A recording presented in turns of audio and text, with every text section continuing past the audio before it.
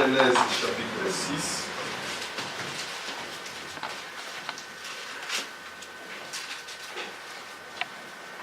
Nous commencerons au premier verset jusqu'au troisième verset et nous sauterons, nous prendrons le verset 11 jusqu'au 15e verset.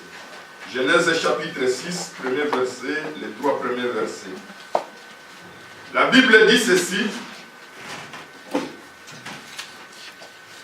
Genèse chapitre 6. Lorsque les hommes, ça c'est psaume, ce n'est pas Genèse. Lorsque les hommes eurent commencé à se multiplier sur la face de la terre, amen, hein? Amen. Et que des filles, leurs filles nœuds, hein? Pas les hommes, mais les filles. C'est qu'il y a quelque chose, retenez ça très bien.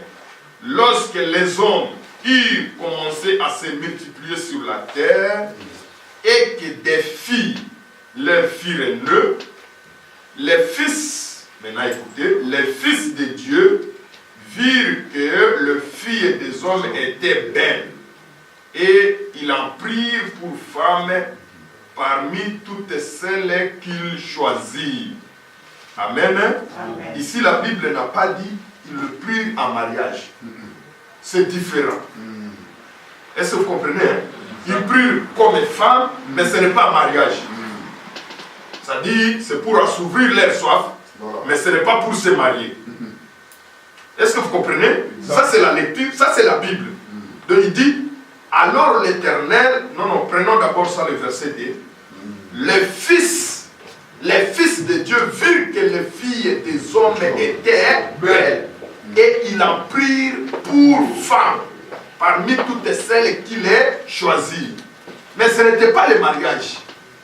Vous comprendrez pourquoi c'est le même les caractéristiques de notre âge. Alors, l'Éternel dit, mon esprit ne restera pas à toujours dans l'homme. Vous comprenez? Ce qui a fait que Dieu puisse ne plus y prendre cette décision, c'est à cause de ça.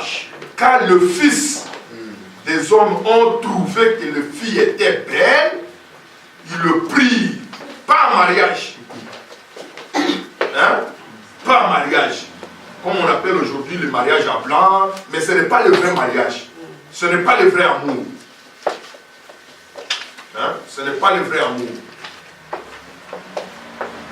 Et la Bible dit, alors l'Éternel dit, mon esprit ne restera pas à toujours dans l'homme, car l'homme n'est que chair, et ses jours seront de 120 ans.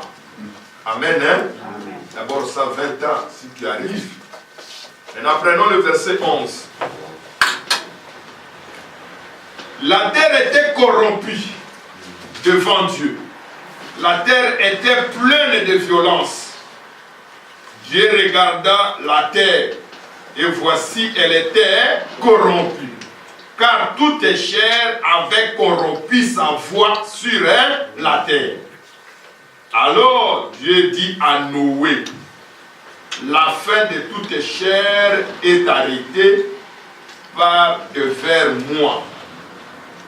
Car, dit, je suis au verset 14. 13. Ah oui. Chair arrêtée, car ils ont rempli la terre de violence. Voici, je vais les détruire avec la terre.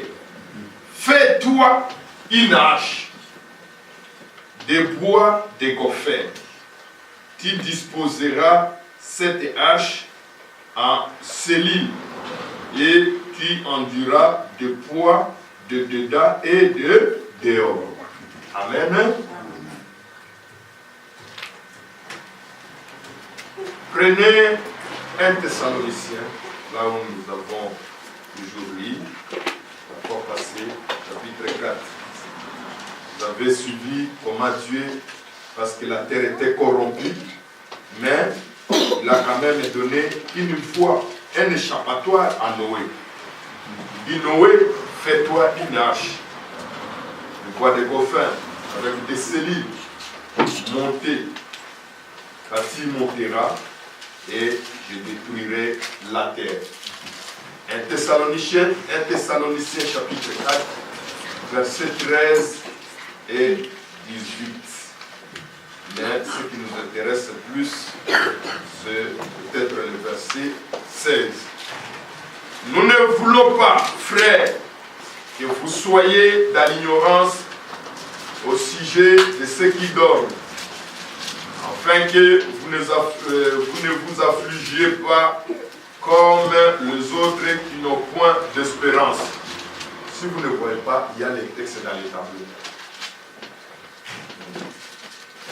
Sans espérance. Car si nous croyons que Jésus est mort et qu'il est ressuscité, croyons aussi que Dieu ramènera par Jésus et avec lui ceux qui sont morts. Voici en effet ce que nous vous déclarons. D'après la parole du Seigneur, nous les vivants, restés pour l'avènement du Seigneur, nous ne devancerons pas ceux qui sont morts. Écoutez le verset 16. Car le Seigneur lui-même a un signal donné. C'est-à-dire, c'est ça le plus grand problème. Si tu ne comprends pas le signal donné du Seigneur, tu ne sauras pas ce que le Seigneur est en train de faire. La Bible dit, le Seigneur lui-même a un signal donné. À la voix d'un archange et au son de la trompette, Dieu descendra du ciel. Et les morts en Christ ressusciteront premièrement.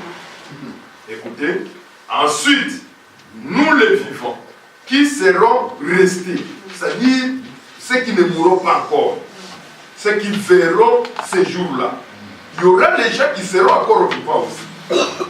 Ils seront restés, nous serons tous ensemble enlevés avec eux sur des nuées à la rencontre du Seigneur dans les heures.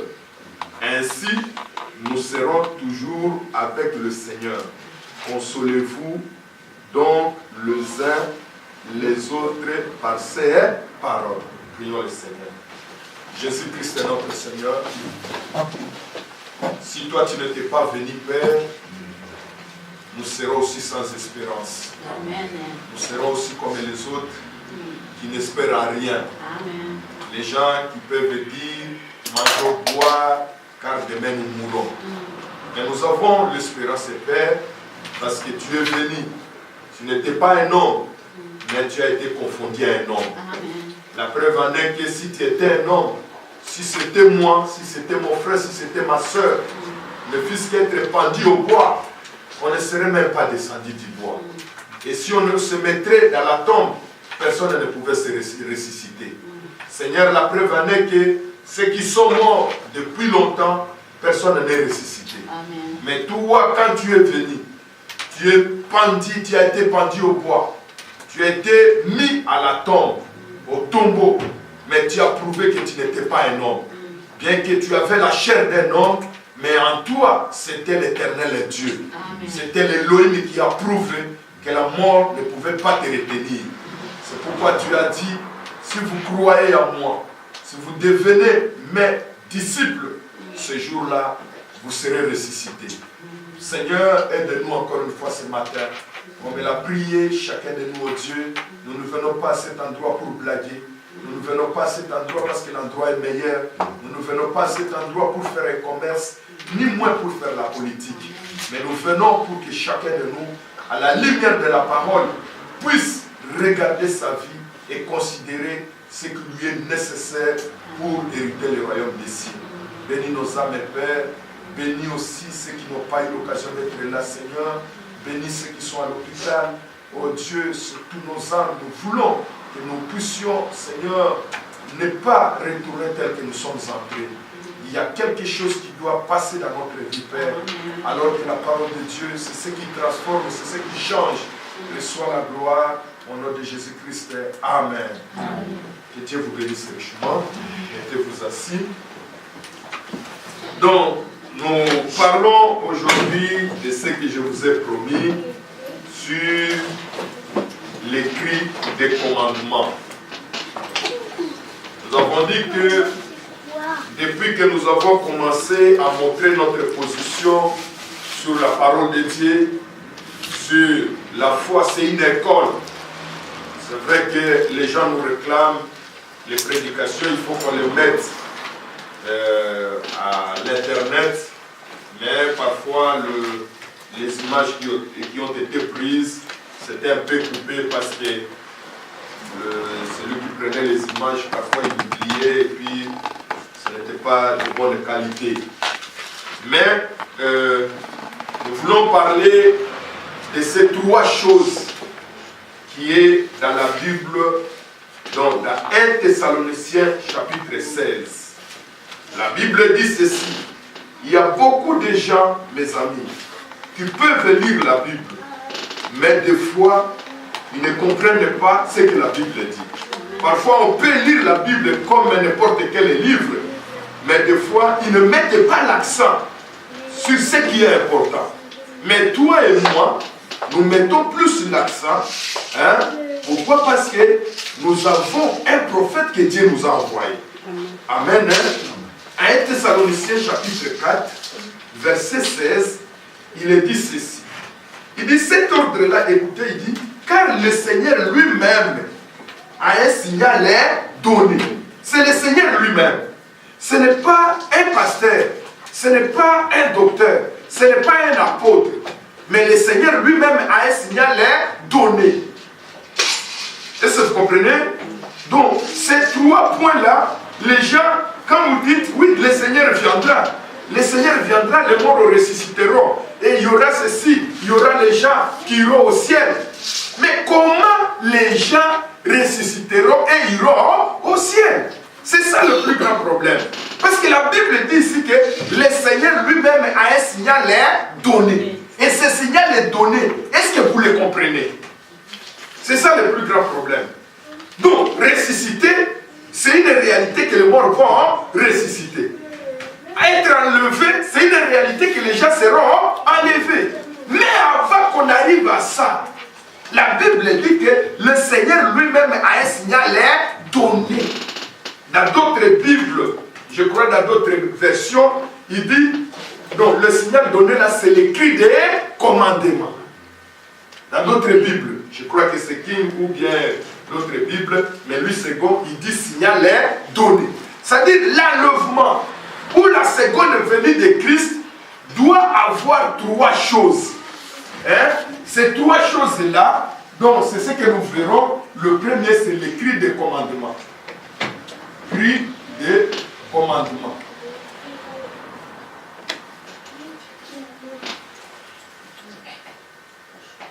Commandement ou les signaux. Le signal donné. Donc un signal donné par le Seigneur lui-même. Donc, la Bible est claire. Ce n'est pas quelqu'un qui va donner le signal. Mais c'est le Seigneur lui-même. Amen. Oh, un signal. C'est comme si nous prenons un exemple simple. Vous êtes dans votre maison. Dans la plupart des cas, nous mettons toujours une alarme. N'est-ce pas, non? Amen. Surtout dans les maisons européennes. Pourquoi nous mettons une alarme? Nous mettons une alarme que s'il y a un danger, l'alarme nous signale. C'est ça. N'est-ce pas, non? Donc s'il y a même une fumée, l'alarme sonne. Et quand ça sonne, c'est un signal. Amen. Pour dire qu'il y a un danger. C'est ça. Le signal est toujours là pour vous montrer le danger qui viendra. Quand nous mettons les alarmes, même si vous n'êtes pas là, même si vous êtes là, même si tu es dans le sommeil, mais quand il y a un danger, la fumée, le signal, l'alarme déclenche. Point, même si tu étais dans le sommeil, tu vas te réveiller. Et en se réveillant, ça dit tu dois prendre les précautions. Je n'ai jamais vu quelqu'un, si l'alarme sonne, maintenant il continue à ronfler dans la maison. Si l'alarme sonne, il doit prendre les précautions, soit de sortir dehors, soit de chercher à éteindre les dangers. N'est-ce pas, non? Maintenant, la Bible nous dit Il y a 3 questions qu'on a posées au Seigneur Jésus-Christ. Prenons avec moi Matthieu 24. Je voudrais qu'avant qu'on arrive là-bas, qu'on comprenne ce qu'on parlait des signaux et données ou les cris de commandement. Parce que nous attendons le retour du Seigneur Jésus-Christ.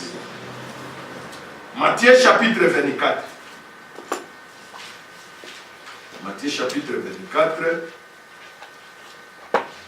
Écoutez, on commence au premier verset. Matthieu chapitre 24.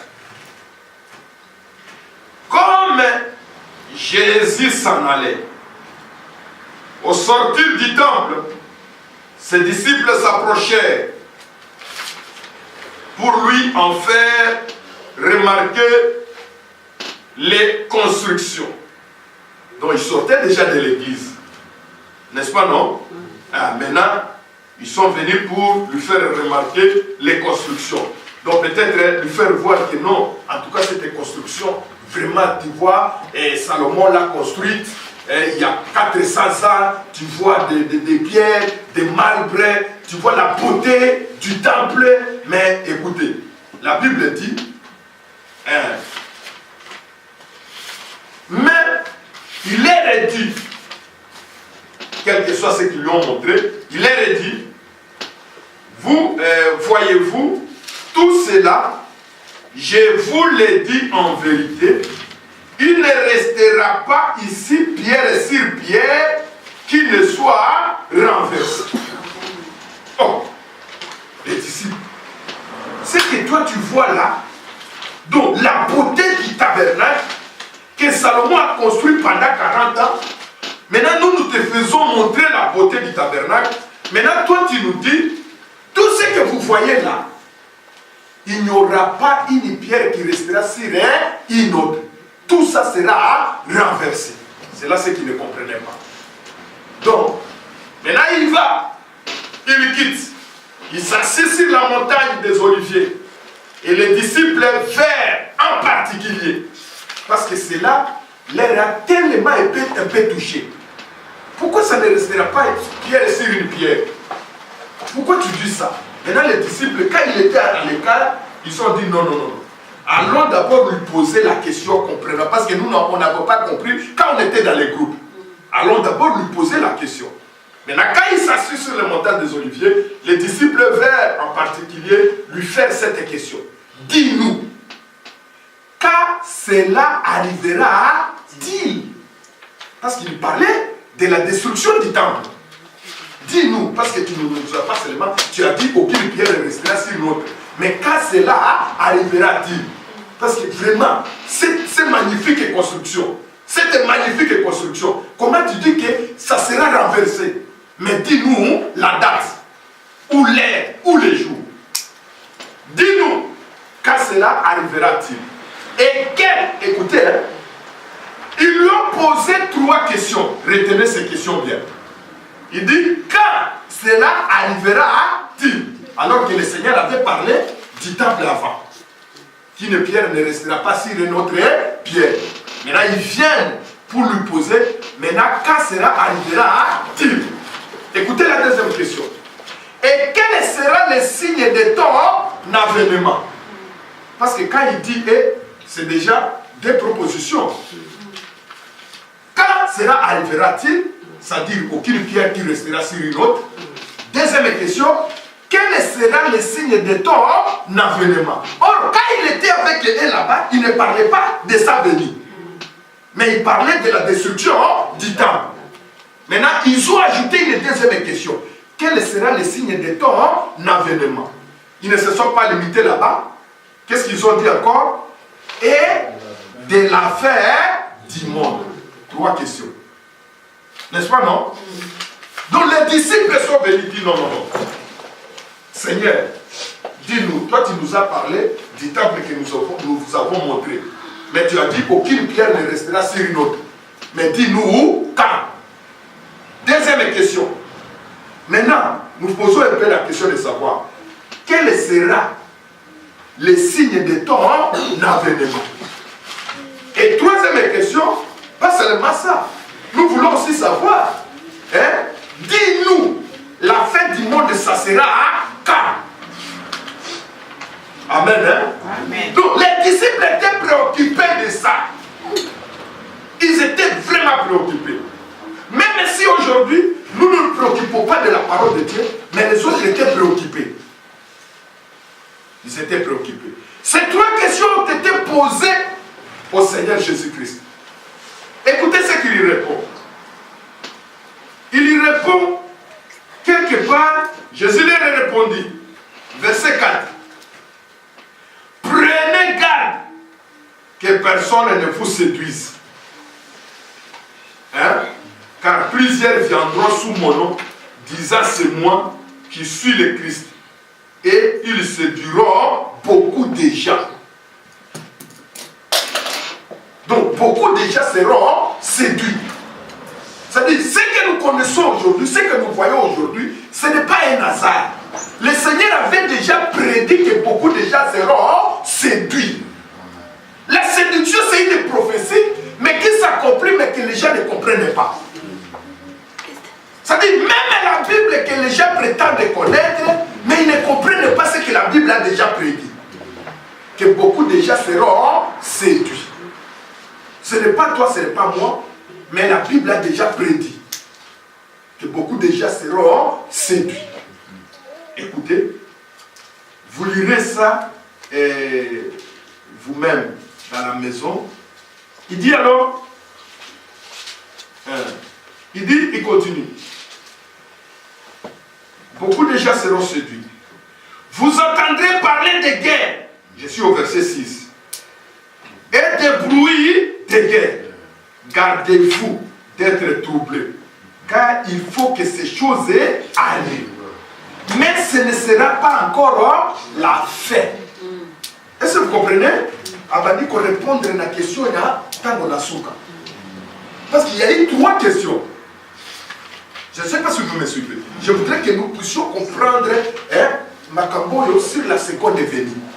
Parce que c'est là où même dans les messages, nous sommes aussi séduits parce qu'on ne comprend pas l'ordre des Écritures. Il dit quand vous écouterez la guerre et le bruit de guerre, ça doit arriver, mais ce n'est pas encore la fin. Ce n'est pas encore la fin. Mais ce sont des signes qui montrent que nous approchons de la fin. Ce n'est pas encore la fin, mais ce sont des signes. Une nation s'élèvera contre une nation. Un royaume contre un royaume. Et il y aura à divers lieux des famines, des tremblements de terre. Est-ce que ça commence dans la terre? Hein? Où les gens meurent de faim. Des tremblements de terre aux États-Unis, au Japon, en Chine, en Inde, partout. Même en France, où les gens sont noyés dans l'eau. Il dit dans divers endroits. Dieu n'a pas cité. C'est à toi maintenant de voir la Bible et de comprendre que si ça arrive ici, ça accomplit la prophétie de la Bible. Ce n'est pas à Dieu de vous dire, maintenant quand vous écouterez les tremblements aux États-Unis, c'est ça les tremblements que j'ai dit. Non, c'est toi maintenant de garder la prophétie de la Bible.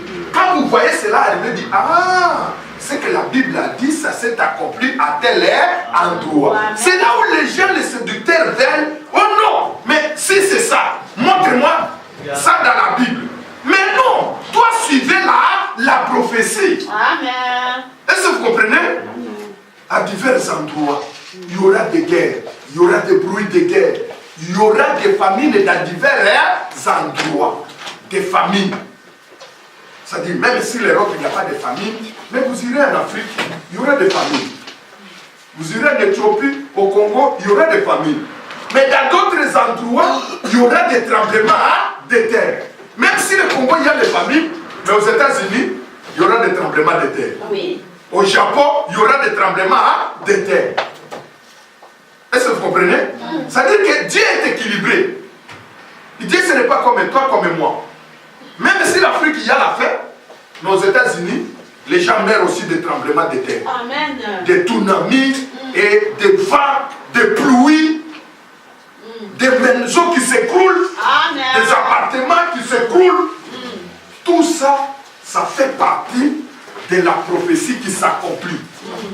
Mais toi, tu ne peux pas les comprendre parce que toi, les gens veillent seulement que c'est là que le Seigneur dise quand tu attendras les tremblements au Japon, ça dit que c'est ça. Quand tu attendras les inondations en Inde, c'est ça. Non, l'Éternel Dieu ne fait pas ça. L'Éternel donne une prophétie. Mais c'est à toi maintenant de veiller sur la prophétie des Écritures et comment ça s'accomplit. Est-ce que vous me suivez? Donc, il a tout prédit ça. Il a tout prédit. Mais aujourd'hui, nous sommes en train de voir les cris de commandement. Les cris de commandement, c'est-à-dire ce que Dieu est en train de faire avant sa seconde venue. Est-ce que vous me suivez? Le Seigneur a été confronté par 3 questions. Quand est-ce qu'il n'y aura pas une pierre sur une pierre? Quel sera le signe de ton avènement? Et quel sera aussi le signe de la fin du monde? Quand vous lirez vous-même ça, Matthieu chapitre 24, vous comprendrez ça. Il faut aller lire ça jusqu'à la fin. Écoutez frère, un signal, l'Éternel lui-même, le signal est donné, c'est là où beaucoup de gens, même dans des églises dénominationnelles, ceux qui connaissent, ils veillent sur le signal donné, c'est seulement ceux qui croient à ces messages. Amen. Et nous avons dit que, nous avons lu la fois passée avec vous, que les cris de commandement, nous avons lu dans l'enlèvement, les cris de commandement, c'est le message. Amen. Un signal est donné, comme je vous ai dit, que quand il y a un incendie, l'alarme déclenche. L'alarme vous signale d'un danger qui vient. L'alarme vous signale d'un dégât. Et si vous ne tenez pas compte de l'alarme, et vous mourrez. N'est-ce pas, non? Amen. Si vous négligez l'alarme qui sonne, certainement vous mourrez. Et quand vous mourrez, ce n'est pas la faute de l'alarme. Parce que l'alarme vous a signalé. Amen. Il a déjà signalé. Donc, quand même vous marchez sur la route, même tel que nous sommes là, quand nous suivons, nous écoutons la sirène, par exemple des pompiers, cela nous montre que, et cela fait connaître à tout le monde qu'il y a un incendie quelque part. N'est-ce pas, non? Quand la sirène sonne, c'est qu'il y a un incendie. Ou soit l'ambulance passe, sonne, c'est qu'il y a un danger quelque part. Donc, les seigneurs, si le monde fait ça, si la nature fait ça, or, la nature typifie toujours le spirituel. Si la nature fait ça, qu'en sera-t-il de Dieu lui-même? Donc, Dieu ne peut pas me juger, ou soit me condamner, sans avoir d'abord m'avertir. Me donner un signal. Mais signaler qu'il y a un danger qui vient. Est-ce que vous comprenez? Donc, Noé était un signal à son époque. Amen. Il était un signal pour dire que, comme nous avons lu dans Genèse, que le monde était déjà corrompu. Amen. La terre était corrompue. Alors, Dieu avait donné un signal. Le plus grand problème pour Noé, c'est que c'était la première fois dans l'histoire du monde, le mot pluie soit prononcé, le mot pluie soit prononcé par des lèvres humaines. Parce que ce n'était pas. La Bible dit, quand le monde a commencé, les fils des hommes commençaient à se multiplier. Et la multiplication du monde, c'était ça aussi, l'augmentation du péché. Amen. Et quand le fils des hommes ont vu la beauté des femmes, des filles, ils les ont pris des femmes. Ce n'était pas le mariage. Ils ont pris seulement des femmes, comme aujourd'hui, les mariages.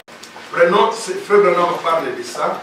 Il dit le ministère de Moïse était de réunir le monde dans un endroit. C'est le signe du 28 novembre 63. Il n'est pas dans les tablettes. Je regarde. Au paragraphe 99. Frère Branham a dit le ministère. Voilà. Ok. C'est le signe. On peut lire ça au tableau. Parce que je vous dis que quand on parle des cris de commandement, cela veut dire c'est un ordre que Dieu donne pour faire sortir les gens, pour les rassembler quelque part. Est-ce que vous comprenez? Et nous avons lu avec vous dans la prédication de l'enlèvement. Il dit que le cri de commandement, c'est le message de l'air qui vous prend pour vous mettre quelque part pour préparer vos lampes. N'est-ce pas, non? Donc le message vous est prêché comme des vierges sages pour que vous quittiez, pour aller quelque part, vous rassembler pour la préparation des lampes. C'est ce que le prophète est en train de dire. Donc nous ne pouvons pas prendre notre message. Donc il faudrait qu'on prenne d'abord les types dans l'Ancien Testament. Ce que Dieu a fait dans l'Ancien Testament, c'est là ce qui te montrera que ce que nous sommes en train d'écouter aujourd'hui, ce n'est pas quelque chose d'hasard. Donc le message, ce n'est pas comme les groupes de prière. Non, nous avons une prophétie que nous accomplissons. C'est ce que quand nous lisons la Bible et nous voyons les événements, nous disons que oui, ce que nous sommes en train de suivre, c'est la vérité ou ce n'est pas la vérité. Mais beaucoup de gens ne comprennent pas ça. Ils partent seulement à l'église, ils prient, ils ont la Bible. Comme du temps aussi de Noé, comme du temps de l'Égypte. Donc Moïse, le prophète dit au paragraphe 99, il dit le ministère de Moïse pour Israël consistait à réunir toute la congrégation dans un endroit. Amen. Est-ce que vous comprenez? Pour prier et adorer. Donc c'est comme le message. C'est comme Noé. Quand Noé a prêché, l'endroit pour réunir les gens, ce n'était pas dans le monde. L'endroit pour regrouper les gens, pour rassembler les gens, c'était dans l'arche. N'est-ce pas, non? C'était dans l'arche. Donc, si vous voulez échapper à la mort, entrez seulement dans l'arche. Si vous voulez échapper au déluge, entrez seulement dans l'arche. Maintenant, un deuxième cri de commandement, ou un deuxième son donné de l'Éternel lui-même, c'était Moïse. Donc Moïse, parce que quand ils étaient en Égypte, ils ne priaient pas l'Éternel. Là, c'était l'esclavagisme. Là, ils étaient en prison. Là, ils étaient vraiment des hommes ou des femmes qui ne pouvaient jamais adorer. Là, ils étaient vraiment des esclaves. Et Dieu va donner un signal. Il va donner un cri. Et d'ailleurs, quand on parle de cri, c'est une voix. N'est-ce pas, non? Quand quelqu'un crie, vous attendez une voix. Et très souvent, quand quelqu'un crie, des fois les gens fuient. Il y a aussi les autres, quand ils voient quelqu'un fuir, ils fuient, ils ne connaissent pas d'abord quelle est la raison de la personne qui fuit. Parfois, ils ne connaissent même pas la raison. Si par exemple, nous sortons dehors ici, nous voyons un groupe de gens qui fuient. Peut-être au côté le matin. Au banana, au coquille. Mais yo, il y a des moto, naza coquille là. Peut-être c'est un voleur, mais yo, ko badi coquille moi, bita nous sous le caméra là et quoi qu'on soit. C'est comme ça que quand les gens, même dans le message aujourd'hui, le message est venu, beaucoup de gens, c'est faut la beauté de connaître Dieu, mais bah il n'a crié wanate. Moïse est arrivé en Égypte, il a crié. Et écoutez, Pharaon aussi a écouté. Il a vu le miracle que Moïse a fait. Il a vu. Mais si Pharaon était prudent pour comprendre et croire Moïse, que ce que Moïse dit, armée n'a pas tout fait. C'est clair. Est-ce que vous comprenez? Donc, c'est que les gens aujourd'hui, prenez le même tableau. Les églises et les gens aujourd'hui, les adorateurs Bakokoufa, parce que nous allons tenir compte de na Kogana Nazam. Je ne sais pas si vous me suivez. Oui. Terminons d'abord la lecture. Frère Branham a dit, ministère à Moïse, ce n'était pas seulement parler de n'importe quoi. Chaque ministère a un but. Chaque prophète a un message. Faut que un message à l'inoye na yango. Tina un message à Wezali loko nini. Donc, le ministère de Moïse pour Israël, tu vois, c'est bien spécifié.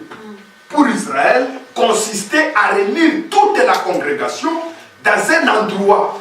Le but, c'est quoi? C'est pour prier et adorer. Quand cela il y est, comme ça a été lu ce soir, il devait tenir ferme et persévérer. De même, la congrégation du Seigneur s'assemble en dehors de tout credo. Ça dit, Frère Branham a dit, aujourd'hui aussi, la congrégation du Seigneur doit s'assembler en dehors de tout credo. De toute doctrine du monde. Ça dit, ce qui n'est pas la parole de Dieu. Ils sont venus de tous les coins de l'Égypte pour aller au seul endroit où ils étaient rassemblés. C'est-à-dire, quand nous parlons des cris de commandement, ce cri de commandement, ça dit c'est le message de l'air qui attire les gens à quitter un endroit pour aller se rassembler dans un autre endroit. Pourquoi? Pour attendre que Dieu fasse quelque chose. Et nous attendons quoi? Nous attendons l'enlèvement. Nous attendons le retour du Seigneur. Donc, c'est la même chose. Les cris de commandement, ça n'a pas seulement commencé par nous. Non, ça a aussi commencé dans l'Ancien Testament. Donc, le message de Moïse, c'était le son donné de l'Éternel. C'était un cri de commandement qui appelait les enfants d'Israël de quitter l'Égypte pour aller se rassembler quelque part, pour attendre leur entrée dans leur pays. Donc, ceux qui ont suivi aussi, comme des imitateurs, Pharaon et son armée, mais qui n'ont pas tenu, qui n'ont pas compris, ou soit qui n'étaient pas prédestinés, donc, à comprendre à ces cris-là, frères, ils ont fini sur la route. Ils étaient tous morts. Est-ce que vous comprenez? C'est là où Frère Branham a dit que, donc, pour aller à un seul endroit où ils étaient rassemblés. Nous ici, nous pourrions lire Hébreux 10, 26 très clairement. Donc, laissez ça là. Donc, écoutez frère, le prophète dit, prenez encore le paragraphe 128 et 131, toujours dans la même prédication. Il montre aussi qu'il y avait aussi un cri de commandement. Donc, quand Moïse a envoyé les gens, il a envoyé des espions. Écoutez bien maintenant. Il a envoyé des espions. Donc, c'était de l'autre côté. Et seulement Rahab, cette mauvaise femme-là, ou la femme de mauvaise réputation, qui a compris. Écoutez, je suis au paragraphe 128. Considérez Josué et lisez Josué au chapitre 2. J'ai écrit ici, lisez cela. Je n'ai pas le temps, mais je désire que vous sachiez que quand Moïse et Josué étaient en route dans le désert, effectuaient l'exode, ils ont envoyé de qui? Des ministres. Est-ce que vous suivez? Frère Jean-Pierre. Donc ils ont envoyé des ministres. Ceux qu'ils ont traversé Jourdain, ce n'était pas les brebis. C'était des prédicateurs. C'était des ministres qui sont allés là-bas. Des espions pour aller espionner le pays. Mais souvenez-vous, il y avait là-bas de l'autre côté du fleuve une femme de gentil du nom de Rahab. Nous parlons des cris de commandement. Les cris de commandement, Dieu peut crier. L'alarme peut sonner. Mais tout dépend. Soko yoki yangote, okokufa. Oko yokangope, mais soko salike bate, okokufa. Est-ce que vous comprenez? Donc Dieu a envoyé vers Canaan. Donc des espions avec un message. Pourquoi? Il a envoyé là-bas parce que le pays aussi était tellement dans le péché. Parce qu'avant qu'ils ne détruisent là-bas, il devait d'abord envoyer des espions. C'est-à-dire qu'il devait d'abord crier. Il devait d'abord donner un signal. Le signal donné, donc dans cette ville, c'était les espions. Pour leur dire que le pays sera détruit. Dieu ne peut jamais juger quelqu'un sans l'avoir d'abord averti. Est-ce que vous comprenez? Et Dieu a envoyé là-bas. Et donc, écoutez, c'était Rahab. Allons-y. Elle était une prostituée. La pauvre enfant était une fille dérie. Elle avait peut-être été chassée par sa famille. Mais nous voyons que lorsqu'elle a vu ces hommes, elle a compris que c'était les hommes de Dieu. Elle était une prostituée. Et elle voulait savoir si une grâce quelconque pouvait lui être accordée. Dieu fait miséricorde à ceux qui implorent miséricorde. Tous ceux qui implorent miséricorde obtiendront miséricorde. Allons-y. Observez cette prostituée. Elle a dit, je vais montrer de la bienveillance. Observez, elle n'avait pas besoin de voir Josué. Est-ce que vous suivez? Elle n'avait pas besoin de voir Josué. Ce n'est pas comme les gens disent, non, si vous voulez que votre message, donc montrez-moi le nom de Branham dans la Bible. Non, la femme prostituée ici, elle n'avait pas besoin de voir Josué, ni Moïse. Mais elle avait seulement besoin de comprendre que comme les dieux de Moïse et de Josué, comme je connaissais déjà, j'ai appris l'histoire, ce qu'ils ont fait en Égypte.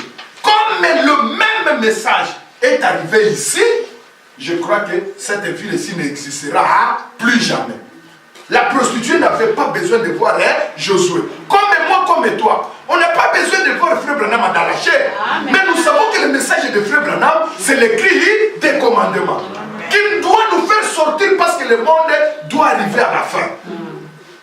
Nous n'avons pas besoin, même si nous avons vu Frère Branham, même si nous n'avons pas vu Frère Branham, le problème ce n'est pas Frère Branham. Le problème c'est de vivre le message qui a été proclamé par Frère Branham. Amen. Est-ce que vous comprenez? C'est là où les gens disent, non, montre-moi Frère Branham dans la Bible. Ce n'est pas le problème de voir Frère Branham dans la Bible, mais c'est le problème de veiller la prophétie de la Bible qui s'accomplit. Donc la femme est là. Il dit, je n'ai même pas besoin de voir Josué. Elle ne savait même pas comment il se peignait les cheveux. Oh là là. Donc la sœur ne savait même pas, il ne voulait même pas savoir est-ce que Josué a peigné à cheveux, a tinda kanasima, ou bien a tinda kaliboso, à la takanyene, ce n'était pas son problème. Son problème c'était le cri des commandements. Amen. Le message qui a été apporté là-bas. Parce qu'elle savait que comme ces dieux-là de Josué et de Moïse ont détruit l'Égypte, qui n'ont pas pris garde au message, à l'avertissement, comme vous entrez aussi dans notre ville, c'est que la ville sera détruite. Vous savez la ville de Rahab, non? Hein? C'était quoi? La ville de Rahab. Hein? Jéricho. N'est-ce pas, non? La ville de Rahab, c'était Jéricho. Donc, Dieu a envoyé, il a crié comme l'alarme dans la ville de Jéricho. Mais, imaginez, c'est seulement Rahab seulement qui a été là, qui a compris l'alarme. Mais les autres n'ont pas compris l'alarme. Et frère, quand ils n'ont pas compris l'alarme, la finalité c'était quoi? La mort. Et c'était la mort. Mais ils étaient tous morts. C'est seulement l'âme et sa famille. Donc quand les cris de commandement viennent, c'est pour faire sortir les gens et que les gens doivent se rassembler quelque part. Donc, du temps de Noé, ils se sont rassemblés dans l'arche. Du temps de Moïse, ils sont allés dans le désert. Et à Jéricho, écoutez, on termine. Et il dit, observez, je vais montrer la bienveillance. La bienveillance, c'est-à-dire Bobo Tonaliloba. Hein? Quand il a su cette parole, quand cela est tombé dans ses oreilles, il dit non, je connais ce Dieu-là. Comme il est arrivé ici, je connais que Jéricho n'existera plus jamais. Écoutez. Et il n'avait pas besoin. Elle ne savait même pas comment il se peignait les cheveux. Ou quel vêtement il portait. Ce n'était pas ça son problème. Frère Claude. Frère Claude. Il ne savait même pas. Il n'avait pas besoin de savoir quel vêtement Josué portait. Nous, on n'a pas besoin. Frère Branham était comment? Oh, il marchait comment? Oh, il disait comment? Ce n'est pas ça notre problème. Notre problème, nous devons voir comment la prophétie s'accomplit. Le message de Frère Branham, c'est écrit des commandements qui viennent nous faire sortir pour attendre le retour du Seigneur. C'est comme ça que Rahab disait, je ne vais même pas comprendre. Est-ce que Josué, comment il est? Il est grand, il est court, il est long. Comment il peigne les cheveux? Comment il porte les habits? Ce n'était pas son problème. Son problème est de savoir, ce message-là, c'est le message, c'est le cri des commandements. Parce que Jéricho sera détruit. Peignait les cheveux, il portait. Elle a dit, j'ai appris que Dieu est avec vous. Elle dit ça. C'est tout ce qu'elle voulait savoir. Donc, nous, ce que nous voulons, c'est seulement ce que nous voulons, c'est que Dieu a envoyé William Mario Branham. Un point, un trait. Est-ce que vous comprenez? Même si les gens cherchent le nom de Branham dans la Bible, nous, on n'a pas besoin de tout ça. D'ailleurs, je vous ai dit, quand j'ai vu quelqu'un, je dis ne cherchez pas le nom dans la Bible. Cherchez plutôt les noms dans les livres de vie. Amen. Parce que c'est là où nos noms se trouvent. Ce n'est pas dans la Bible. Le nom de serpent est ici, non? Le nom de Rahab ou sorte de Jézabel est ici. Mais Jézabel a été mangée par des chiens. Non, ne cherchez pas les noms dans la Bible. Cherchez plutôt que ton nom soit dans les livres de vie. C'est ce que Jésus a dit à ses disciples. Quand ils sont retournés, ils ont chassé les démons. Il dit, oh Seigneur, vraiment nous sommes contents. Nous voyons que nous avons Dieu en nous. Parce que nous sommes allés là-bas, nous avons prié pour les malades sont guéris. Jésus a dit, c'est parce que vous avez prié pour les malades que vous avez Dieu. Il dit non, ne vous réjouissez pas parce que les esprits vous sont soumis. Mais réjouissez-vous plutôt si votre nom est écrit dans les livres de vie. Il n'a pas dit si votre nom est écrit dans la Bible. Mais pourtant, ils avaient la Bible.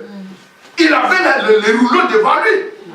Parce qu'il y a un autre livre en dehors de la Bible. Amen.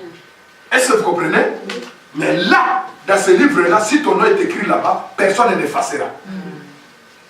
Amen, hein? Amen. Donc il disait, cette femme-là disait, je vois que vous avez Dieu.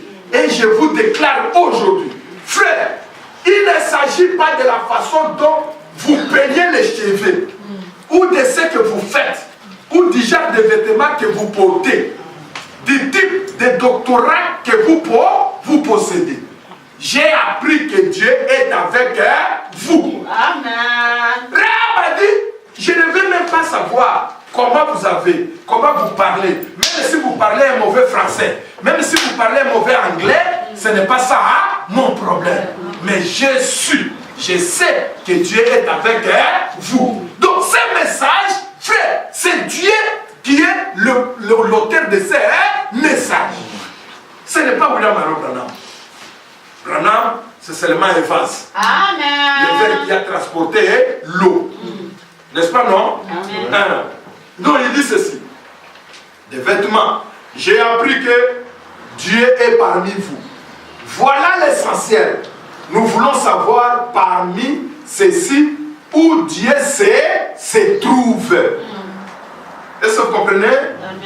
Maintenant, prenez 119. Retournez un peu 119 pour voir ce que Frère Branham est entré. Ça, nous avons seulement donné 3 exemples des cris de commandement. Le premier, c'est du temps de Noé. Quand les gens n'ont pas pris ça en considération, le monde était détruit. Le deuxième, c'est du temps de Moïse en Égypte. Quand l'Égypte n'a pas tenu compte de ces cris-là, et ces cris-là fait toujours des choses. Ça fait d'abord sortir les élites et ça détruit les incrédules. Et dans le pays de Jéricho, c'était aussi les cris de commandement. C'est-à-dire le signal que Dieu a donné. Donc, ça fait d'abord sortir Rahab et sa famille qui étaient rassemblés dans une maison où il y avait le filet cramoisi. Mais toute la ville de Jéricho était détruite. Et les pasteurs et les églises. Ne pensez pas qu'à Jéricho, il n'y avait pas des adorateurs. Il y avait des adorateurs, il y avait des églises, il y avait des pasteurs, il y avait tout. Mais parce que Dieu donne toujours un signal donné. Quand tu ne tiens pas compte des signaux donnés de Dieu, vous êtes en dehors. Et pour être sauvé, vous devez aller là où Dieu a organisé un lieu de rassemblement. 119. Écoutez maintenant. Nous ne devons pas nous réunir pour parler du message. Ah, ça c'est nous maintenant. N'est-ce pas, non? Amen. Comprenez ça très bien. Ou bien nous lisons tous. Lisons tous. Nous ne devons pas nous réunir pour parler du message. Ça dit quoi? Toi, tu es le moment. Au fond, on a entendu un message. Oh frère, Ngaï, n'a pas message à frère Branham. Oh frère, moi je crois le message de frère Noah. Mets-toi debout. Moi je crois le message de frère Branham. Oh moi je crois le message de frère Branham. Ça c'est parler seulement du message. Ça dit nous parlons de nos bouches. Amen. Mais nos vies sont loin du message. Est-ce que vous voyez? Hein? Est-ce que vous comprenez? Amen.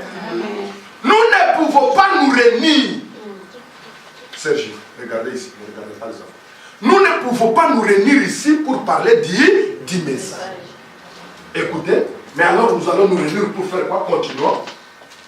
Nous devons nous réunir pour entrer dans les messages. Amen. Hein? Amen. C'est-à-dire que le message est considéré comme notre arche aujourd'hui. Amen. Est-ce que vous comprenez? Nous devons plutôt entrer dans les messages. Comme les gens du temps de Noé n'étaient pas seulement en dehors de l'arche, pour dire, ah, l'arche est beau, hein? Oh, l'arche est bonne, hein? L'arche est grande, hein? L'arche est comme ça, hein? Comme les gens disent, frère, message, c'est bon, message, vraiment c'est puissant. Non, ce n'est pas ça. Nous devons entrer dans les messages. Parce que le message est considéré aujourd'hui comme notre arche. L'endroit dans lequel Dieu nous a fait sortir dans les dénominations, dans les systèmes, dans les églises, pour nous préparer pour les voyages, c'est dans les messages. Frère, il y a une chose. Il y a un moment dans ce matin, dans la hache, dans Soumbéry, dans la hache. Vous savez quoi? Non. Dans Baby Super hache. Babouki hache. Hein? Maintenant, nous, si le message est notre hache, est-ce que pourquoi nous devons détruire les messages? Amen. Frère Serge. Donc, Frère Branham a dit, nous ne pouvons pas nous réunir ici pour parler du message. Donc, dans votre vie, ne prenez pas les risques seulement, frère. Moi, je prends le message, moi, je connais le message, moi, je suis du message. Non, ce n'est pas ça qui compte. Ce qui compte, que toi et le message, vous soyez un. C'est ça. Vous honorez, comme Rahab avait honoré le message. C'est ce qui a fait que Rahab a été sauvée et toute sa famille. Elle a pris le message, elle l'a mis dans la maison. Ce qui était dedans, Rahab elle-même, qui qui était considérée comme une prostituée, frère, elle n'était plus prostituée. Elle a abandonné la prostitution. Parce que ce qui faisait d'elle, les signes qu'elle a mis là, ces signes-là a ôté l'esprit de la prostitution en elle. Elle a ôté les mensonges en elle. Elle a ôté la convoitise en elle. Elle est devenue une nouvelle ère créative. Donc, dans l'arche même de Noé, frère, les lions qui étaient féroces, les léopards qui étaient féroces, donc tous les animaux que nous connaissons aujourd'hui, frère, quand ils sont entrés dans l'arche, la férocité est finie. Est-ce que vous voyez que dans l'arche, le léopard est qui tape? Hein? Mais maintenant, si Frère Branham a dit que nous devons entrer dans les messages. C'est-à-dire que dans le message, il y a une autre puissance. Amen. Il y a une autre vie. Même si tu étais méchant dehors, quand vous entrez dans le message, la méchanceté est partie. Amen. Si vous étiez ivrogne dehors, quand vous entrez dans l'arche, l'ivrognerie est partie. Si tu étais prostitué dehors, quand tu entres dans le message, la prostitution doit partir. Amen. Est-ce que vous comprenez? C'est là où Frère Branham, en prenant l'exemple du tas de Noé, en prenant l'exemple du tas de Jéricho, il dit, il ne faut pas parler du message. Si Rahab a seulement resté en train de parler, oh, je crois que vous avez dit, que Dieu vous bénisse vos frères, que Dieu vous bénisse Anne, elle reste seulement là-bas. Qu'est-ce que le message a dit? Écoutez, entrez dans la maison et prenez les signes, mettez dans la maison. Quand nous passerons, Amen. quand nous verrons les signes, nous ne détruirons pas la maison. C'est ça. Parce que Rahab a écouté le message. Et elle a gardé le message. Elle est entrée. Et Frère Branham apprend ça. C'est des exemples de l'Ancien Testament. Il dit non, ne parlez pas du message, mais entrez dans les messages. Entrez dans le message.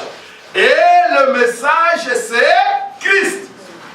Il est la parole, c'est juste. Amen. Nous devons entrer dans le message. Nous placer sous les messages. Donc, ça dit, tu prends le message. Tu dis, Seigneur, ce n'est plus moi qui vis. Je n'aime pas que moi je vive, mais je voudrais que le message vive en moi. C'est à ce moment-là que tu te protèges. À ce moment-là, tu prépares ta langue. Ça, c'est le cri de commandement. À moi, oui, oui. C'est ce que nous sommes censés faire. Alors, frère, écoutez.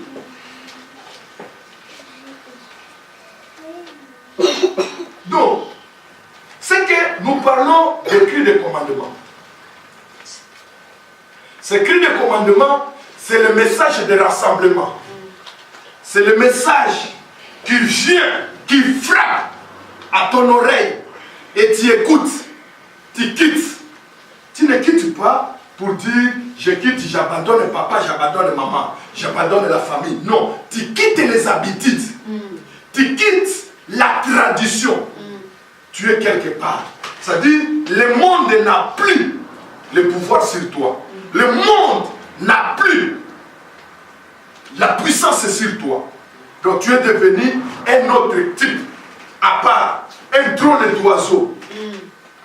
Donc tu te prépares pour le voyage. Amen. Le prophète dit, il donne un exemple.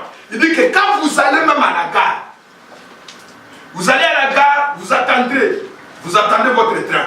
Et vous arriverez là, vous trouverez les tableaux. Vous regardez les tableaux, comme nous sommes à 11h, vous voyez que le train va arriver, votre train va arriver à... Troisième raison, le prophète dit, c'est la politique de la nation.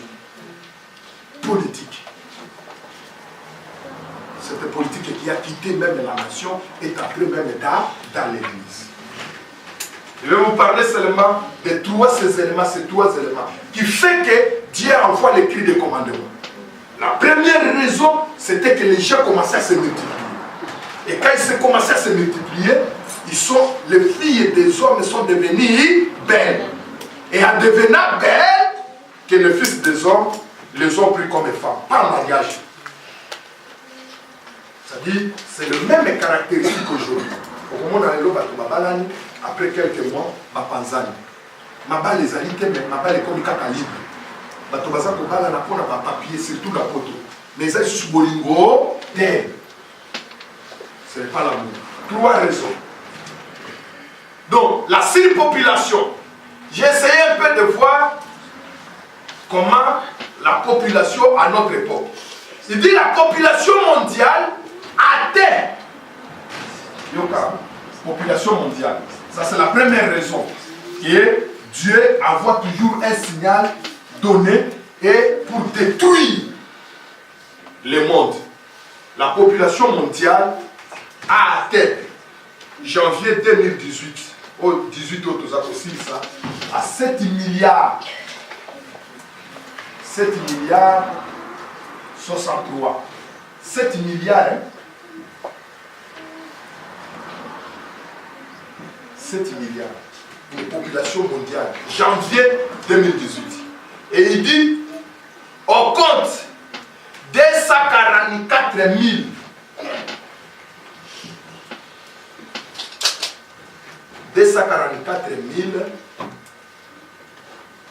les nouvelles personnes de plus dans le monde. Donc, ça dit, chaque jour, dans le pays, 244 000 personnes. Dans le monde, je n'ai pas voulu même prendre la statistique de Inde, de Chine. Donc, 244 000, c'est-à-dire chaque jour, les gens naissent dans le monde. Le Branham parle que dans un journal digeste à son époque, il dit, ce journal-là, digeste, c'est-à-dire un journal sur l'alimentation, il a dit que si le monde continue comme ça, à tableau qu'on a connu avec Ozana, on va coller Kaibeli. Oui, même aujourd'hui. Donc, 244 000. Donc, et puis, il montre que c'est à peu près, ça c'est, donc, c'est 2,7 millions ou 1000 de personnes qui naissent par seconde. Est-ce que vous comprenez le que vous comprenez? C'est que la population est en train de surpeupler le monde. À tel point que, même si vous dites non, même en Europe, l'Europe ce n'était pas comme ça. L'Europe commence à s'étendre. Bandako ba ko tongeza ka iboso boete. Pour aller bazako tonga bandako, pour que bato bazali ko bakisama. Soko komi même na Congo, ata d'ici ko ezalaki ba espace vert. Les gens commencent même à construire sur les cimetières. Oui. Pourquoi? Parce qu'il y a une surpopulation. Donc c'est un signe pour la été Kolo Azali ko bellement pour la détruire le monde. Écoutez frère. Et ils ont dit ceci.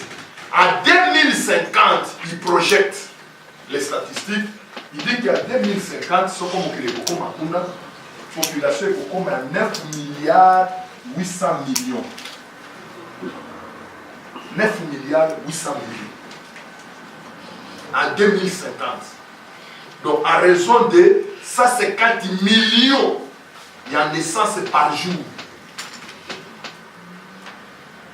150 millions. Quand vous prenez seulement nous les Africains et les Indiens et les Chinois.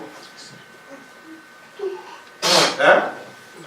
Donc, c'est ça la surpopulation. Et si vous voyez même, frère, tous en allant au sincère, quand on a passé la mission, on a une allocation sociale, une allocation familiale. Bon, ce comme on a 5. Moi, je suis à 7. Et tout ça. Mais si on a une sommation.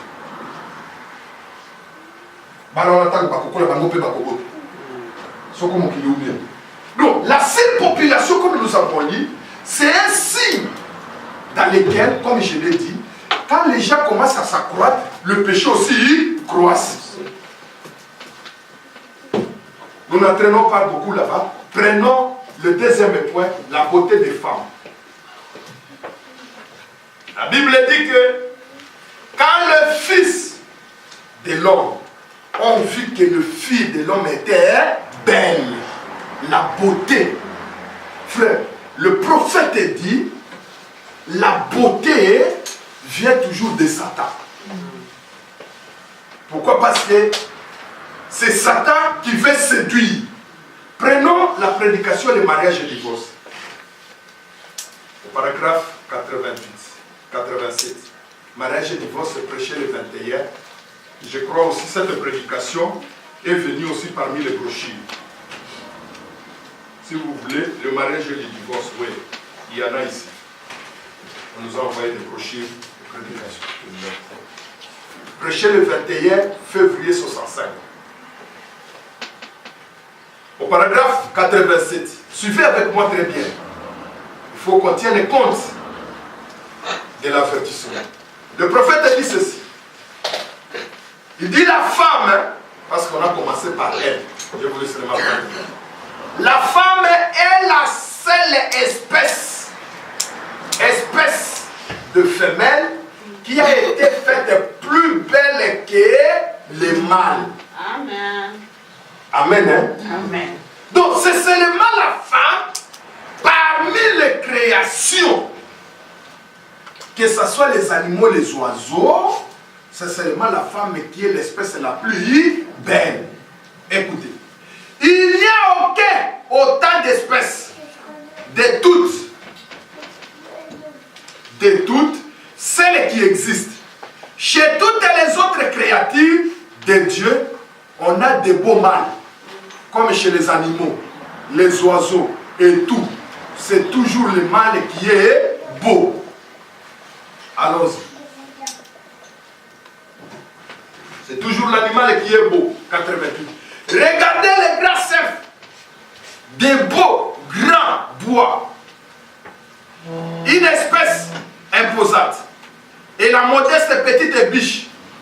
Regardez les gros coqs avec toutes ces belles plumes. Et la petite poule brune. Frère Branham est en train de comparer. Hein? C'est-à-dire que parmi toutes les espèces, les animaux, chez les animaux, c'est le mâle qui est beau. Chez les oiseaux, c'est le mâle qui est beau. Mais seulement chez l'homme, l'espèce humaine, c'est la femme qui est belle. Écoutez, et la petite poule. Regardez les oiseaux. L'oiseau mâle et l'oiseau femelle. Pourquoi en est-il été ainsi chez tous les animaux créés par Dieu? Chez tous les animaux, c'est le mâle qui est le plus beau. C'est le mâle qui est le plus beau. 89. Chez les moutons, chez les cochons, chez les chevaux, chez tous les autres, c'est toujours le grand mâle qui est beau. Chez les oiseaux aussi.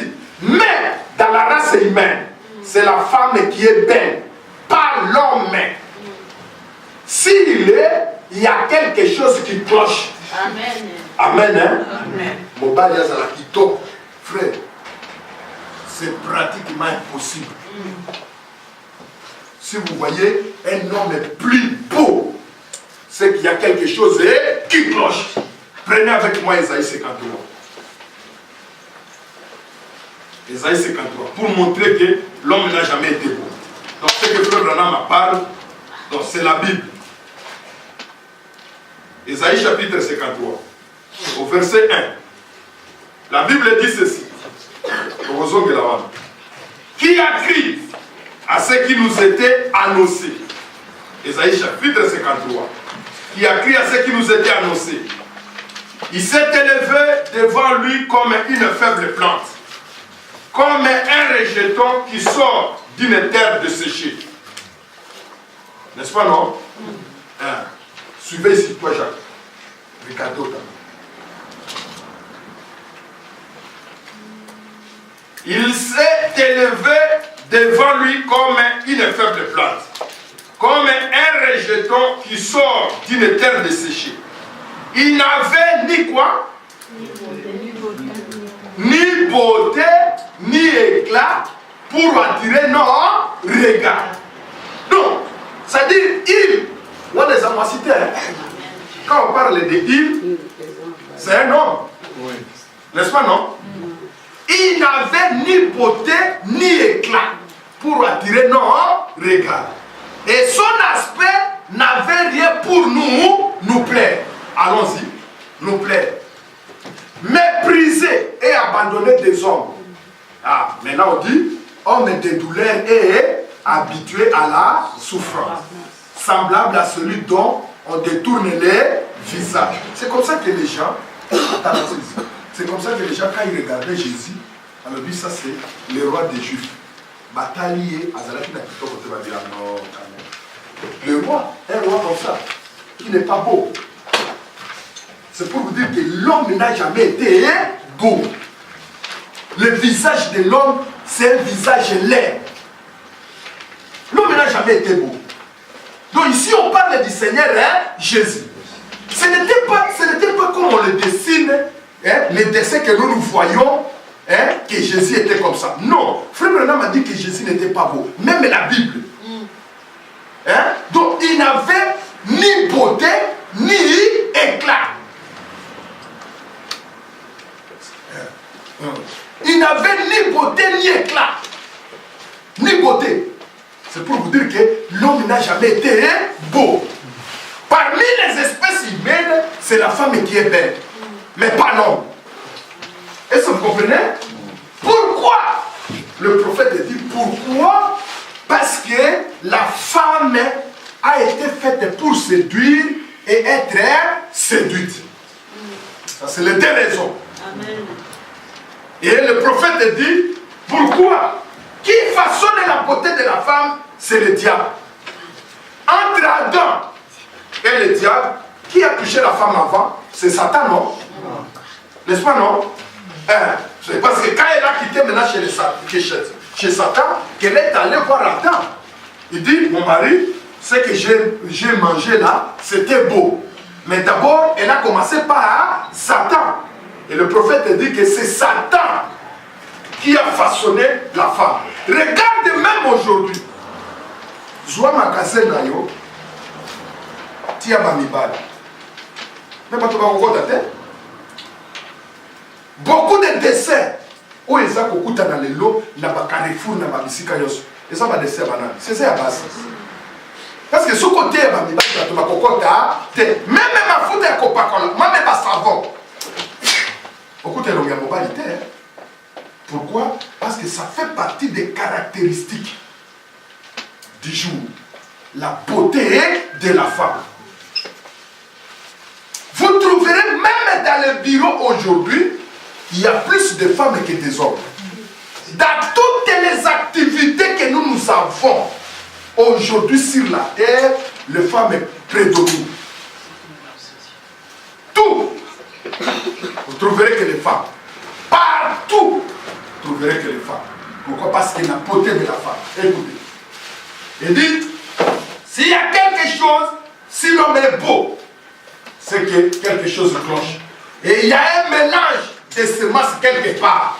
Originellement, c'est comme ça. C'est la femme qui est belle et l'homme est laid. Écoutez, pourquoi? Pourquoi cela a-t-il été fait? Pour servir à tromper.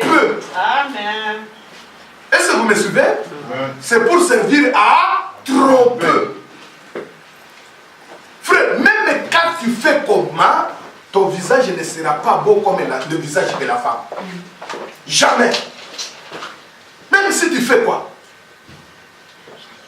ça ne sera pas beau. Écoutez, pour servir à tromper. Et d'ailleurs, celui qui l'a modélé, Satan, continue à agir sur elle à ces derniers jours. Permettez que je m'arrête ici, juste un instant. Allons-y, je ne sais pas si je m'arrête ici, juste un instant. Il dit, belle, savez-vous que la première destruction, à l'échelle internationale du monde ou mondiale, c'était à cause de la belle femme. Quand les fils de Dieu, nous retournons à la Genèse, virent que le fils des hommes était belle, ils en prirent pour femme. Pas vrai?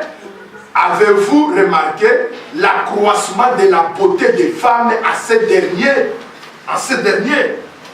Donc, hein, prenez la séduction, je suis au paragraphe 91, prenez 93 pour qu'on parte un peu vite. Donc, la beauté de la femme, écoutez fort, 93. Donc, il n'y a rien qui puisse tomber comme elle. Et elle est conçue de façon à pouvoir séduire. Voilà. Tromper et séduire. Elle est conçue à pouvoir séduire. Et Satan agit vraiment sur elle aujourd'hui, en ces derniers jours. Parce que c'est lui qui l'a modélé. Je peux prouver ça tout de suite. En retournant directement au commencement. Qui a commencé à agir sur elle? Adam ou Satan? Allons-y. Adam ou Satan? Dieu ou Satan? Vous voyez? C'est lui qui l'a modélé. C'est son arme principale à elle pour jeter l'homme dans sa souillure. Le prophète dit, sauf qu'une femme, si elle ne se convertit pas, elle ne croit pas au Seigneur, c'est une arme de Satan. Pour jeter l'homme dans la souillure. Je vais vous lire le prophète. Si une femme ne croit pas le Seigneur, frère, beaucoup de pasteurs tombent à cause de quoi? C'est à cause de la femme. Hein? Beaucoup de choses ne tiennent pas debout à cause de quoi? À cause de la femme. Donc c'est une arme principale. Le Frère m'a dit que la femme c'est une arme principale à elle pour jeter l'homme dans sa souillure. Écoutez maintenant, il dit, par sa beauté, la femme peut entraîner un homme dans n'importe quel sens qu'elle le veut. N'est-ce pas, non? Amen. La femme peut faire que Amen. Akoko bengana, famille na yo, yatikali nanda. C'est toujours la femme. Amen. La femme, écoutez frère. Frère, ce n'est pas le débit d'alcool là-bas qui prend l'homme au piège. Non, ce n'est pas que quand tu vas dans les cabarets. Non, ce n'est pas les cabarets. C'est cette jolie femme qui marche dans la rue à se tortiller, à moitié habillée.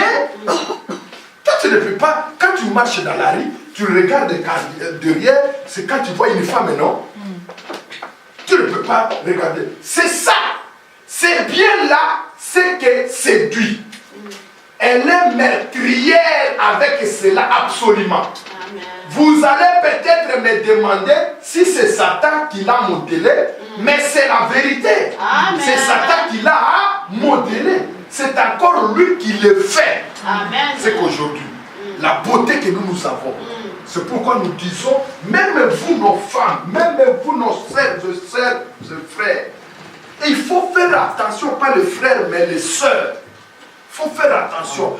Frère Branham a dit, il parle même de là, je vais terminer, il dit le péché est beau aux yeux du monde. Mais Dieu ne se caractérise pas par ce genre de beauté. Amen. Est-ce que vous comprenez? Le prophète dit, même si vous devez, il dit, nous ne disons pas que vous soyez sales. Non. Lavez, parfumez vos corps, faites tout, mais ne ressemblez pas au monde. Est-ce que vous me suivez? Même si vous mettez des mèches, parce que moi je ne crois pas aussi aux mèches. Même si vous mettez, mais ne vous ressemblez pas au monde.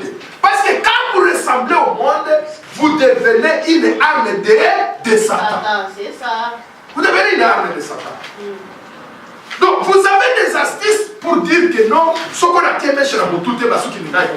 Mais il y a des celles qui ne mettent pas de mèche dans mon tout. Est-ce que ça c'est basou qui dans mon tout? Basili, vous trouverez par exemple chez le pasteur Ndaya en France. C'est la table qui a mèche dans mon tout. Est-ce que ça n'a pas quitté?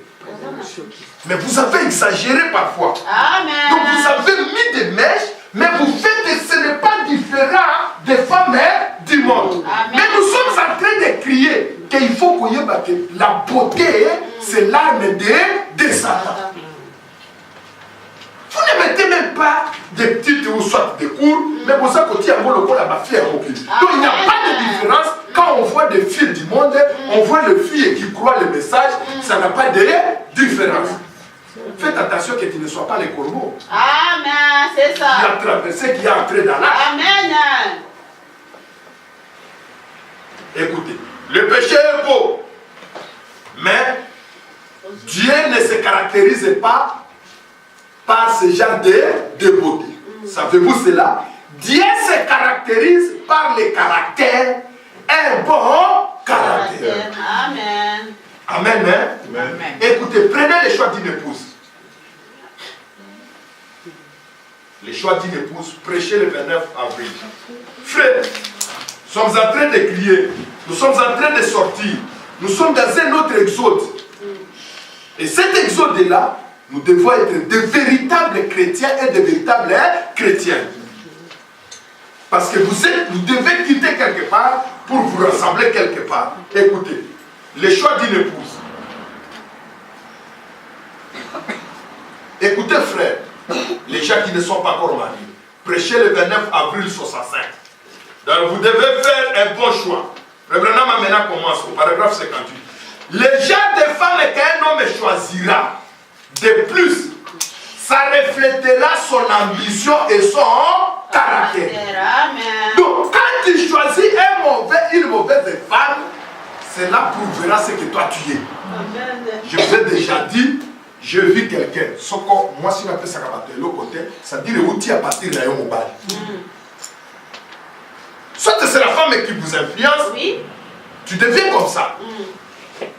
Et le prophète dit, vous les jeunes qui ne sont pas encore mariés, écoutez, les gens de femmes qu'un homme choisira, de plus, ça reflètera son ambition et son caractère. Si un homme choisit la femme qu'il ne faut pas, ça reflète son caractère. Et c'est à quoi il se lie.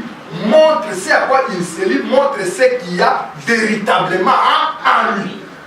Une femme reflète ce qu'il y a dans l'homme qui l'a choisi pour épouse. Cela montre qu'il y a au fond de lui. Peu importe ce qu'il déclare, observez quel genre de personne il a épousé. C'est vrai. Peu importe que tu dises je suis chrétien, je suis ça,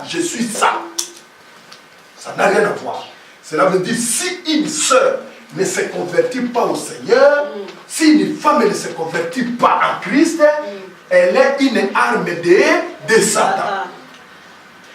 D'ailleurs, quand vous allez dans une maison, soit des gens qui sont dans les groupes de réveil, vous trouverez la femme, Madame Libanda,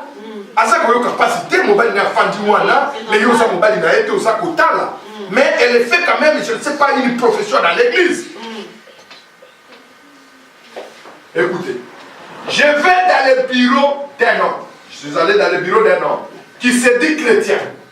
Il y a de belles pentes sur tout le mur, c'est-à-dire des photos de femmes nues, hein, et tout ça, dans le mur. Et de la musique de bougie. Peu importe ce qu'il dit, je ne crois pas son témoignage. Amen. Parce que son esprit se nourrit de ces choses du monde. C'est vrai. Amen. Hein? Amen. Se nourrit des choses du monde. Donc dans le mur, les photos, ils ont tout ça décorté comme on le dit.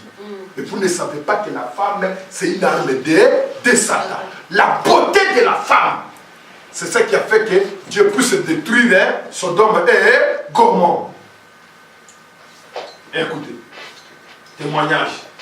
Supposons qu'il épouse une danseuse de musique hall, ou qu'il épouse une reine de sexe, ou juste une belle riquetia moderne. Ça reflète quelque chose. Amen. Moi, c'est un fan de la terre. Alekawa.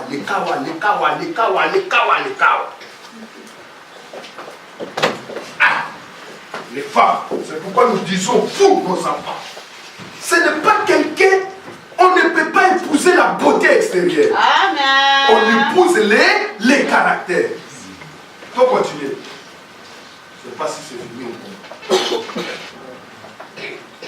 Attends. Je suis au paragraphe 59 même. Alors, prenez 60. Prenez 60. Pourriez-vous imaginer un chrétien qui ferait une chose pareille? Non, messieurs. Moi, je ne le pourrais pas. Un véritable chrétien, écoutez, un véritable chrétien. Parce qu'il y a aussi des faux. Amen. Un véritable chrétien ne cherchera pas ces reines de beauté. Il y a des filles et des sœurs. Comment on appelle ça? Comment vous appelez ça? Brillant. Fond de terre. Bozo tia yango, mais bozo kosa. Amen. Mais vous venez quand même dans le message. Ah oui. Bozo tia yango, mais bozo yakati na message. Frère, ce ne sont pas des femmes à prendre en mariage. Comme Bakoyo qui s'ayo pas si beau. Amen. Je dis, bozo tia baptême. Mettez, parce que ça reflète l'esprit qui est en toi. Amen, c'est vrai. Ça reflète l'esprit qui est en toi. Même si tu viens dans le message, tu es comme une corbeau qui est entré dans l'arche. Amen. On ne vous empêche pas, mais ça fait qu'il y a écrit. Ta message est causal. Des fonds de terre. Frère Branham a dit, un véritable chrétien ne recherchera pas ces reines de beauté. Ces danseuses de musique et ces reines de sexe. Il recherchera quoi? Il recherchera un caractère chrétien. Amen. Un caractère chrétien. Écoutez, frère. Nous en avons 60 combien? Mettez maintenant 62. 61. Oh! Non, 61. Oh! Vous ne pouvez pas tout avoir. Ah, c'est vrai. Il y aura peut-être une jeune fille qui est vraiment jolie, c'est vrai. Et l'autre jeune fille, peut-être qu'elle est l'autre, a une autre statut plus agréable que celle-ci. Et il vous faudra peut-être sacrifier l'une au profit de l'autre. Par contre, si celle-là n'a pas la stature d'une dame, d'une femme, et elle peut, n'importe qu'elle soit jolie ou pas, vous feriez mieux de regarder son caractère. Qu'elle soit jolie ou pas. Amen. Amen. Hein? Amen. On ne marie pas la beauté. Non. On marie le caractère. Amen.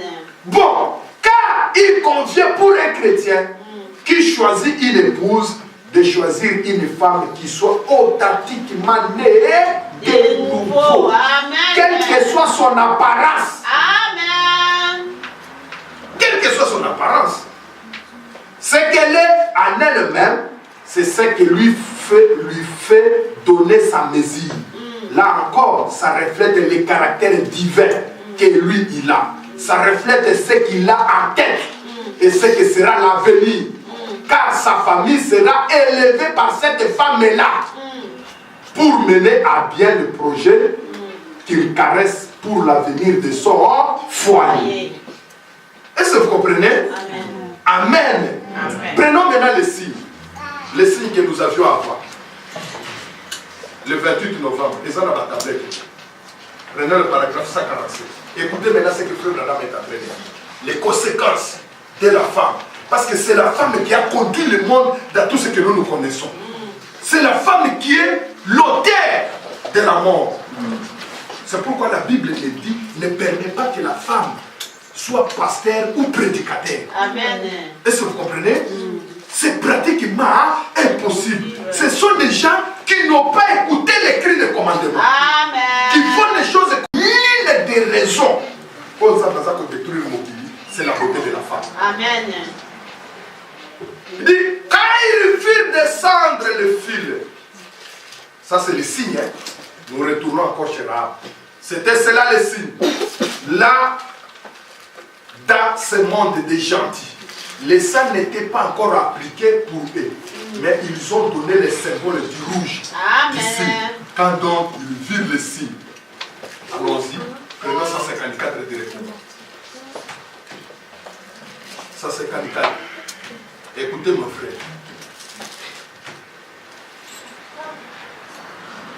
154, paragraphe 154 et 156. Je suis en train de vous parler de la beauté. Peut-être l'autre jour, on parlera de la politique. Or, puisqu'il existe, nous avons droit à tout ce qu'il a acquis pour nous. Chaque promesse dans la Bible est vôtre. Et elle vous appartient car c'est signé et sur vous et que vous avez scellé. Eh bien, il nous faut nous examiner. Juste un instant. Quand Dieu vous donne la véritable baptême du Saint-Esprit, alors la vie de Jésus-Christ est en vous. Amen. Hein? Allons-y. Je ne sais pas si c'est ça. Oui. Eh bien, c'est vrai. Tous les théologiens devront admettre que c'est la vérité. C'est la nouvelle naissance. Vous êtes nés de nouveau de son esprit. Et comme Dieu fait cela, vous savez, en vous-même, vous n'êtes pas bon à rien. Mais que vous acceptez ce que Dieu a fait, alors il vous sera dans les royaumes par le Saint-Esprit. Prenons la sentinelle connective de la nuit.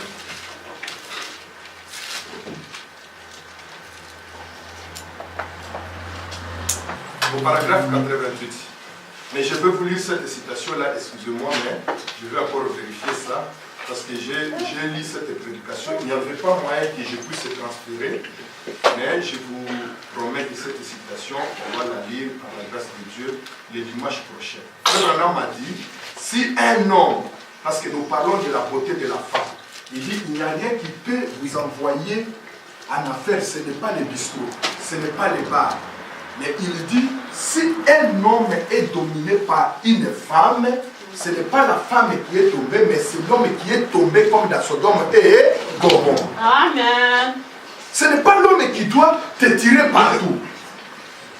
L'homme c'est le chef de la maison. Amen. Mais si c'est la femme qui commence à dominer, qui commence à décider dans votre maison, Frère Branham a dit que tu es tombé comme dans Sodome et Gomorrhe. Parce que là, c'est les femmes qui faisaient les lois. Un homme ne doit pas être tiré par la femme. Non, mais c'est l'homme qui domine, qui doit avoir le principe dans la maison. Je veux ça et je veux ça.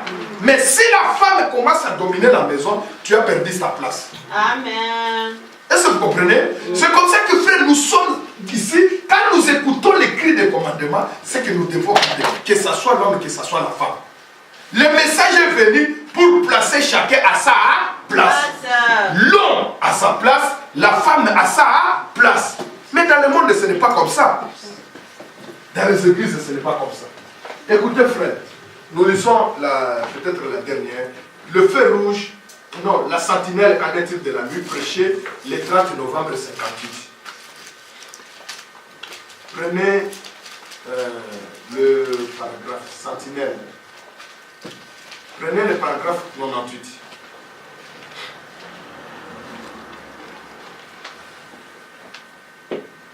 Vous prenez, commencez par le paragraphe. Non, ça c'est 37.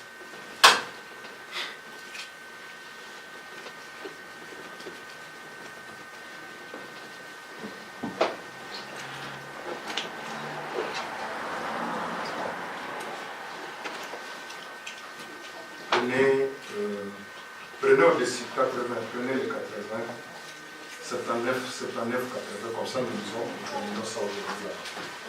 Et le reste, 79. Le prophète dit ceci. J'ai dit, sentinelle qu'en est-il de la nuit? Je ne sais pas si dans les tablettes, prêché le 30 novembre 58.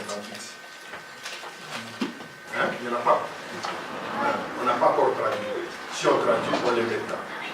Et l'église de ces derniers jours les appelait à sortir. Est-ce que vous comprenez? Amen. C'est-à-dire l'église de ces derniers jours. Toi, Jacques. Élie. Mais pourquoi vous dormez toujours à l'église?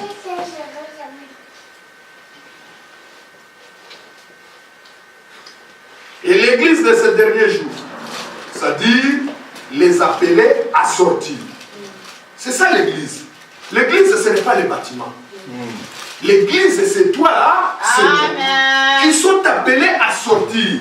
Sortir dans les coutumes et dans les traditions. De la manière de considérer la parole de Dieu. Appelés à sortir et le corps élu de Christ, a reçu de la Bible la promesse qu'il leur donnerait l'étoile du matin. Sentinelle, qu'en est-il de la nuit? Que va-t-il arriver? C'est-à-dire, on pose la question. Allons-y. 80. Voici ce qu'il en est. La sentinelle, frère Branham, dans cette prédication, il dit la sentinelle, c'est le Saint-Esprit qui vous avertit des dangers qui viennent. Il y a un anéantissement total vient sur le monde entier. Mais avant que cet anéantissement ne se produise, l'église de Jésus-Christ s'en ira où? Dans l'enlèvement, pour rencontrer son Seigneur.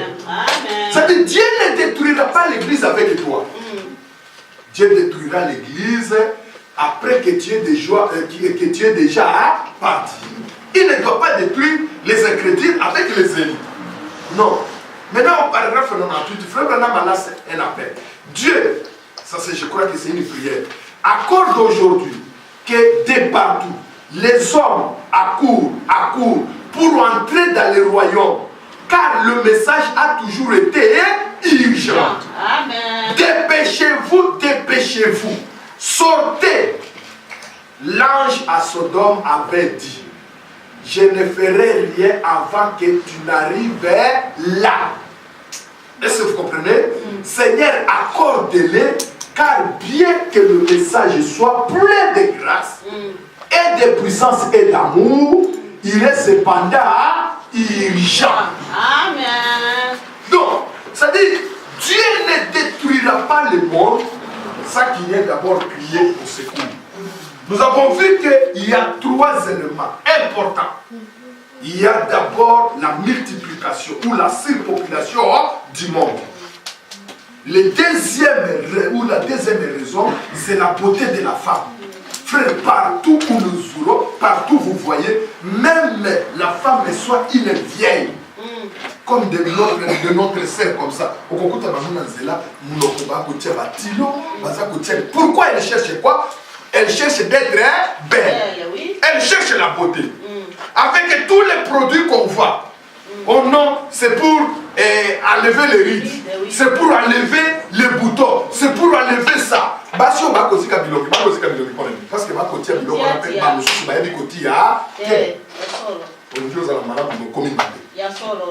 parce que la beauté fait partie des signes.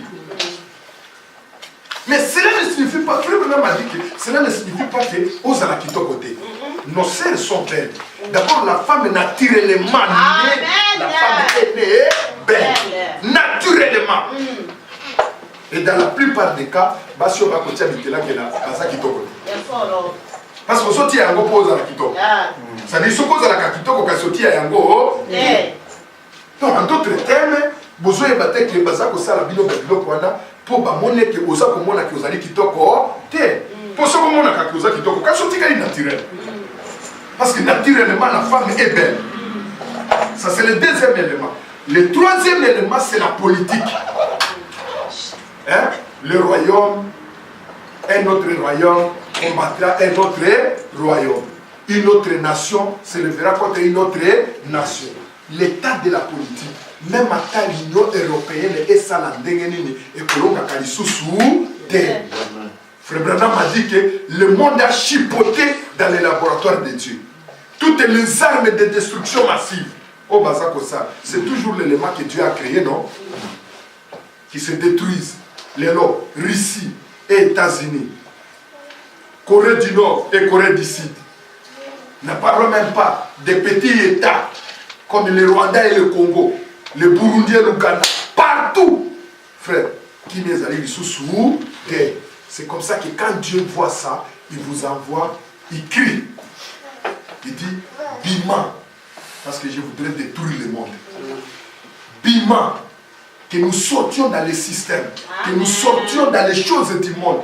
Vous, nos jeunes filles, nos jeunes enfants, le monde sera détruit. C'est là où la Bible pose la question.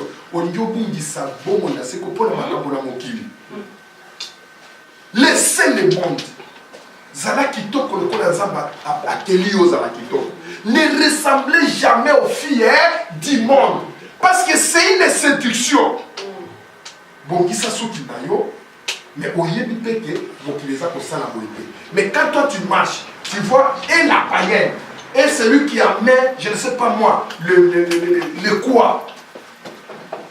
Donc au finir, na kozwa ba mbika na ba pate ya kuba bo pakola. Parce que ekosila biloko na nyonso ekosila ko finir na kozwa ngo pakoli. Parce que comme lokola liboma. Hein? Beaucoup de ma pâte, ma solution na internet, soit na ma Facebook. Les amis qui ont oyo, yango nepe basuki na bino ekosila. Ba mosusu les amis qui basuki oyo ya ko fabriquer ndé ekoti pa moto.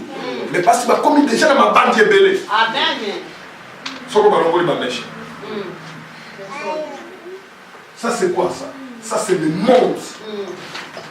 Mais pourtant tu yebi tangote, tu yebi mokolo, et le Seigneur peut venir la nuit, peut venir la journée. Mais les clés des commandements, c'est pour vous rassembler quelqu'un. Ceux qui étaient dans l'âge, frère, ils ont perdu la nature du monde. Ceux qui sont sortis avec Moïse pour entrer à Canaan, ils avaient un seul objectif, adorer et prier Dieu. Donc, dans Jéricho, ceux qui étaient dans la maison, Rahab a laissé la prostitution. Mais qu'en est-il de nous aujourd'hui dans le message? Qu'en est-il de toi? Qu'en est-il de moi? Que Dieu vous bénisse richement. Donc, faisons, frère, Dieu est bon. Il est mis